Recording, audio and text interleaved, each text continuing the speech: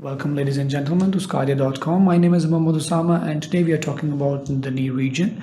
In this series of lecture we're going to talk about the bones and joints of the knee region as well as the muscles, the popliteal fossa and the pes anserine and the connective tissue.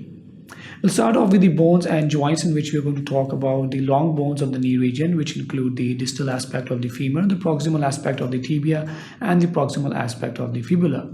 We're also going to talk about the patella, which is a sesamoid bone. It makes a patellofemoral joint with the distal femur, as well as the knee joint, which is also known as the tibiofemoral joint. Moving on, we're also going to talk about the muscles of the knee region, in which we have the muscles on the anterior aspect as well as the posterior aspect.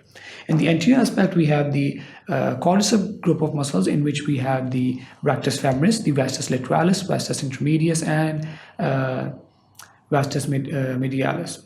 So in that we have the muscles which perform the extension at the knee joint, and we're also going to talk about the nerve supply of those muscles as well as their attachment sites, both origin and insertion.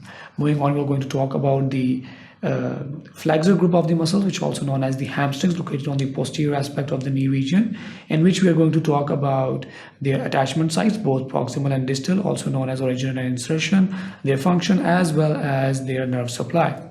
We're going to talk about a very important anatomical site, which is known as popliteal fossa, and its anatomical construction as well, in which we're going to talk about the roof of the popliteal fossa, the floor of the popliteal fossa, the muscular boundaries of the popliteal fossa, as well as the contents of the popliteal fossa, in which we talk about the structures which are present in the popliteal fossa. At the end, we're going to talk about the pes anserine, which is actually formed by the combination of the insertion of the three muscles in the knee region, as well as we are going to talk about the connective tissues, in which we're going to talk about the ligaments, the menisci and the knee joint, as well as the bursas in the knee region. So that's all that we're going to talk about in this series of lecture. I hope that you will learn something new out of it. So stay tuned to sqadia.com for more lectures like this. Thank you very much.